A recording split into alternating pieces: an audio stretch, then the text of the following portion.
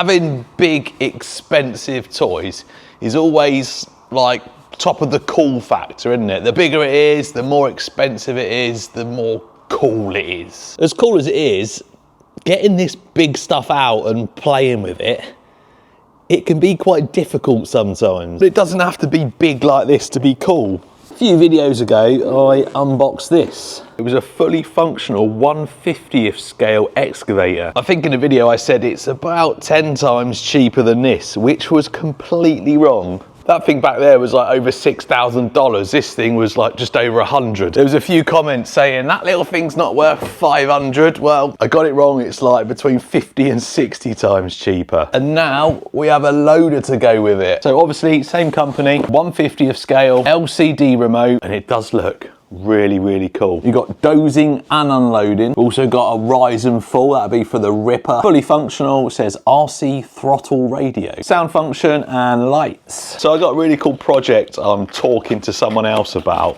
who's also got one of these and one of these. It's gonna be really cool. And that'd be something that you might see, probably not this year, but anyway, it's gonna be super cool. And I've got something that I'm gonna do at the end of this video, which I also think is gonna be really cool using this and this. I just had a bit of a brainwave when I was sorting out my lunch. Set of instructions. This one comes with the metal tracks fitted, and then you get plastic tracks in there. On this one you had to fit the metal tracks, and it's really easy. That just pushes in and it comes off. So I presume, yeah, it's the same on there. So metal tracks, there's a little remote. It's got an LCD screen, shows you different functions. You've got full function on both of the sticks. That's for your sound. I think that's for your lights. That's for your tracks.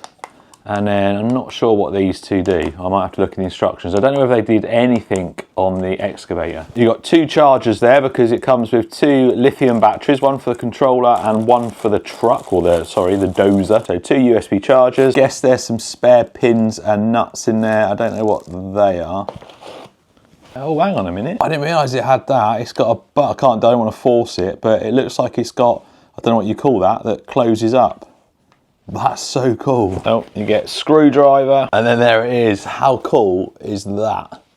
There's your rippers at the back there. That looks so cool. So much detail on them. Little driver in there as well. What's he doing? He's not gonna be able to drive much doing that, is he? Anyway, we have a driver. Metal bucket, metal tracks. The rest looks plastic. Battery in there. I'll have to find the battery in a minute, but there's your ripper at the back that goes up and down. Don't want to force anything, so we'll get the batteries charged to get it all working. Little light on the top there. Loads of nice details on it. I wonder where that plugs in. I'll have to have a look on the instructions. Right, I've read the instructions, so I know how to fit this. There is actually a little plug. You have to pull that off, and there's a little bit that plugs in there. So we'll get that fitted in a little while. Right, battery's charged. So switch that on. Switch is underneath, under there. We got sound. I'll switch that off for the moment. It's really hard to get the angle right, but basically this LED screen, let me see if I can take a picture. Basically this LED screen, when you use all these functions, it shows you what's going on there. So really cool little thing. So we've got lights, flashing top light and headlights at the front, or spotlights, or whatever you want to call them. And then sound. I actually, I'm not a big fan of sound, but the sound on these isn't too bad. So you got forward, which is these rollers, and then it reverse, it beeps, and then I think that's, oh no, that's the back. They're not going to obviously stab my skin, but it's quite powerful. It lifts it up. I don't think you're going to be able to like rip through solid dirt. Let's and then yeah, so the sound's actually pretty good. Right, let's switch it off for now. Now them buttons at the bottom aren't on the function list, so these don't have any function with this one anyway. So you got forward, reverse, just do one track or the other. You're doing both that way, it will spin around like that, and then obviously if you're doing both the other way, we go that way. I think these controls are like an actual one. So lifting up there, lifts up your arm, and then down. Does it lift itself up? Oh no, it only goes down to the bottom there. Oh, it will lift itself up though if you do that. And then left and right, so let's go up. Left and right is the bucket. And then on this one, That's the ripper up and down. I don't think so. No, side to side doesn't do anything on that one. I think side to side might open and close this, like on that side, but we'll check that in a minute. Anyway, I've got a really cool idea for this. I've got another cool idea because my original cool idea is going to happen later on in the year. I have just bought a new coffee machine for the workshop. In fact, I'm going to have one while we're here. So I've just bought a new coffee machine.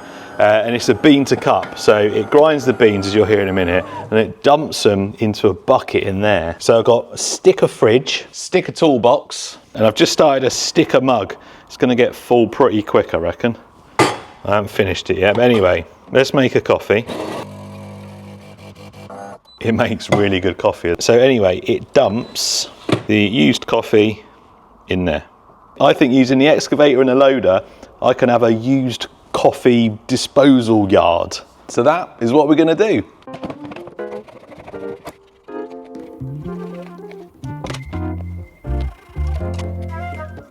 So there we go, there's our waste coffee that needs to go over to the coffee, I don't know what you call that, loading area. Excavator's going to do all the work first, and then we'll bring in the loader to remove it and get rid of it. Right, let's switch this on.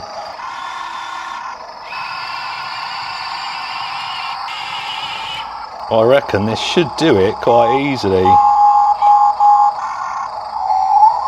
Oh yeah, loads. Look at that. Big bucket load.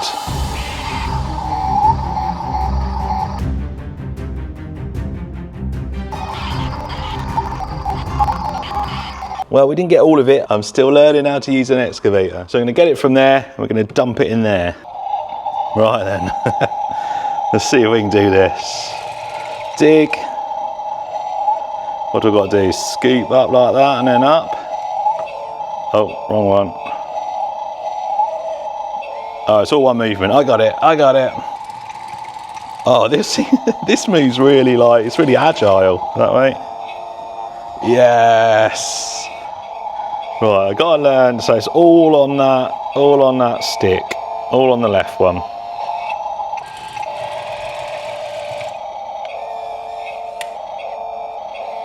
There we go.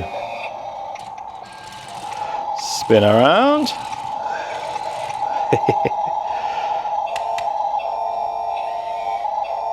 Oh, I made a mess.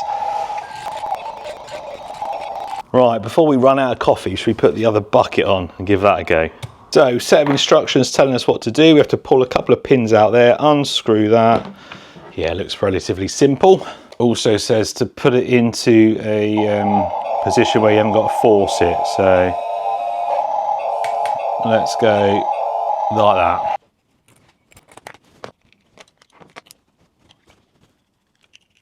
Right, so hopefully this just pulls off and I don't break it. Yep, easy. Plug it in. So, up and down as normal, and then like that. So I think, yeah. Right, let's go and dump the last bit of coffee. Trying to get a big bucket load, I want more than that. Let's go back. Let's get the money shot. That's really quick. I wonder why it wasn't lifting up, but it's getting caught under that tape, that's why. There we go, that's that bucket I wanted. Do wish the controls were not quite as jumpy. Like, it's proportional, but it's very on and off. Anyway.